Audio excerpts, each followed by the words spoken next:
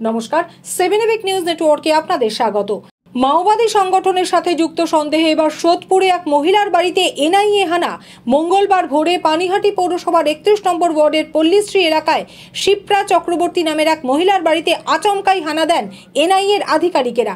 গোটা এলাকা ঘিরে রাখে ঘোলা থানার পুলিশ এবং কেন্দ্রীয় বাহিনীর জওয়ানেরা।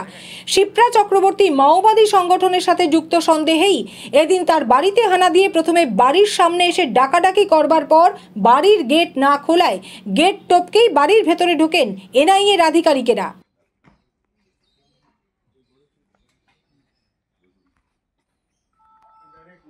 এরপরেই বাড়িতে ঢুকে ম্যারাথন জিজ্ঞাসাবাদের পাশাপাশি পরোয়ানার ভিত্তিতে বাড়িতে তল্লাশি চালান রাঁচি থেকে আসা ন্যাশনাল ইনভেস্টিগেশন এজেন্সির আধিকারিকেরা। এনআইএ সূত্রে জানা গেছে 2022 সালে ছত্তিশগড়ে মাওবাদী নেতা প্রশান্ত বসুকে গ্রেপ্তার করা হয়। সেই মামলার তদন্ত প্রক্রিয়ায় শিপ্রা চক্রবর্তীর নাম যুক্ত করা হয়েছে। সেই তদন্তের স্বার্থেই শিপ্রা চক্রবর্তীকে রাঁচি যাওয়ার নির্দেশ দিয়েছেন ন্যাশনাল ইনভেস্টিগেশন এজেন্সির আধিকারিকেরা। उस केस में छत्तीसगढ़, आंध्र प्रदेश और झारखंड के और बिहार से जो नक्सल कमांडर थे उनका नाम उसमें FIR बाई नेम्ड है। उसमें कुछ जगह आपका नाम सरफेस हुआ है जिसके कारण आपके घर का सर्च के लिए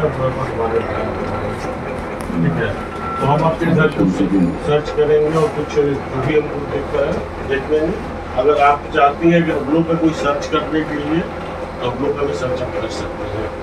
ऑलरेडी हम लोग ऑफर किया है तो उन्होंने नहीं किया तो आप भी वैसे कर सकते हैं, कोई दिक्कत नहीं। बिफोर सर्च वारंट माने दिखाया है? बिल्कुल।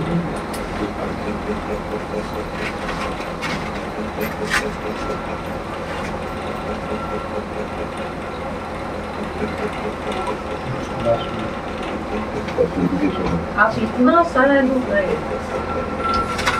हम ही थे सर।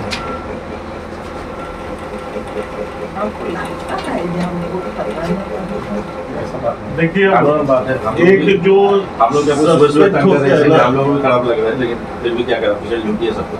ऑफिशियल ड्यूटी है वो तो करना ही पड़ेगा।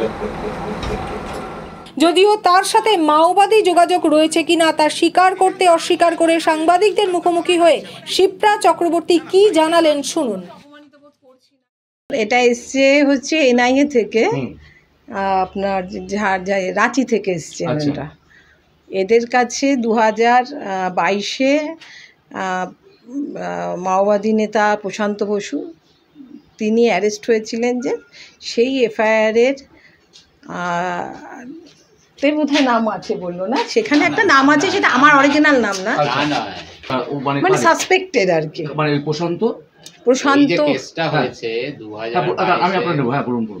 প্রশান্ত বসু যে 2022 সালে অ্যারেস্ট হয়েছিলেন, সেই যে কেসটা হয়েছে সেই কেসটাতে ইনভেস্টিগেশন প্রসেসে ওনারা আমাকে যুক্ত করেছেন, সাসপেক্ট করছেন। আচ্ছা, তারপর আর এমনি কি জিজ্ঞাসাবাদ করলেন? না না, জিজ্ঞাসা করেনি, ওনারা সার্চ করেছে। আপনারা ঘরের ভেতরে এসে ছবি তুলতে পারেন, অসুবিধা নেই। নামটা কি করে পেলো আপনার ওইখানে? এবার আমি কি করে জানবো?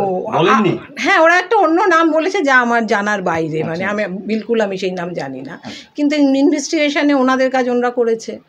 নকশাল সংগঠনের সঙ্গে কি আপনার কোনো যোগাযোগ বা কোনো কিছু কি রয়েছে? না না, এরকম ওনারাও বলেননি, আমিও সেটা স্বীকার করছি না। আর এমনি আর কি বললেন?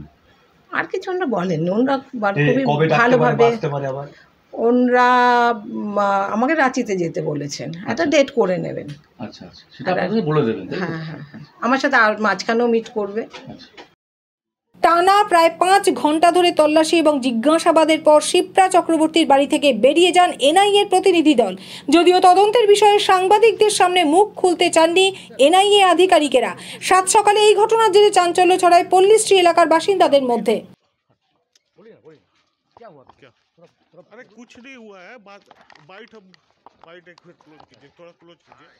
তবে শিপ্রা চক্রবর্তী স্বীকার করেছেন যে অধিকার নামে একটি সংগঠনের সাথে তিনি যুক্ত রয়েছেন। শ্রমিকদের ওপরে যে অত্যাচার করা হয় সেই অত্যাচারের বিরুদ্ধে লড়াই চালান এই সংগঠনের সাথে যুক্ত মানুষেরা।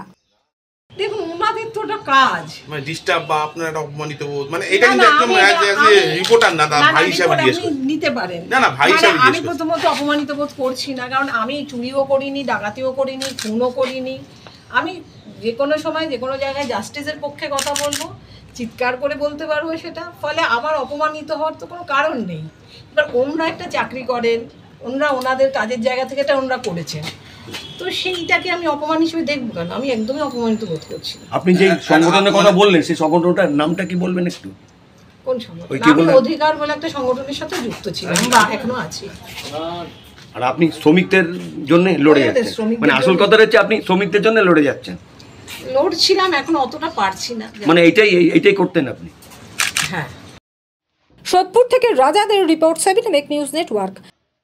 আরও বিভিন্ন খবরের আপডেট জানতে হলে অবশ্যই সাবস্ক্রাইব করুন 7 এবিক নিউজ নেটওয়ার্ক চ্যানেলটি, কারণ আপনাদের একটা সাবস্ক্রিপশন আমাদের কাছে অত্যন্ত মূল্যবান। পাশাপাশি অবশ্যই ফলো করুন আমাদের হোয়াটসঅ্যাপ চ্যানেলটিও। জয় হিন্দ।